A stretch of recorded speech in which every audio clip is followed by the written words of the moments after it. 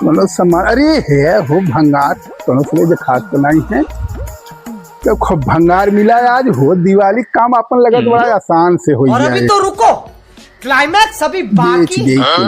रुको जरा।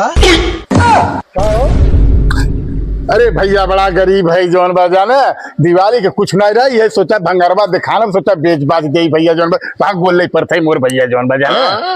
अरे चुप रहता पहले यार बतिए सुनबे का बात हमार ना होई हम ही चक्कर में बाती यार कुछ मिले बेच बाज करी हम खुदे गरीब है यार हमारे पास फटाफट पैसा ना सोचे बेच बाज के कुछ हम वही हे रहता है कुछ मिल जाए। हाँ अरे यार हम तो डराए गए भाई जवन बा है कि सवा रुपये देखा रहा वही आएंगे का बोल भैया जो चलो चलो चलो तब तक कई बिरादरी के है यार चलो ले चलो देखा आधा आधा हाँ हाँ आधा आधा कहीं लिए जाए ना पटाखा मिठाई असल की दिवाली बढ़िया बनी देखा था मजे से भाई बढ़िया कपड़ ऊपर बढ़िया बिचार। अरे दिवाली असल जो राम जी बढ़िया देखिए दीपावली में ना चोरी की माल साहब करा था। हाँ यार दिवाली से मतलब आप मिठाई ले आओ कपड़ा ले ले छुरी पटाखा ले आओ खूब मनावा जाए चोरी हो ही गई चलो उसे भंगार सामान है क्या मतलब चला ले जाओ चला जय श्री राम।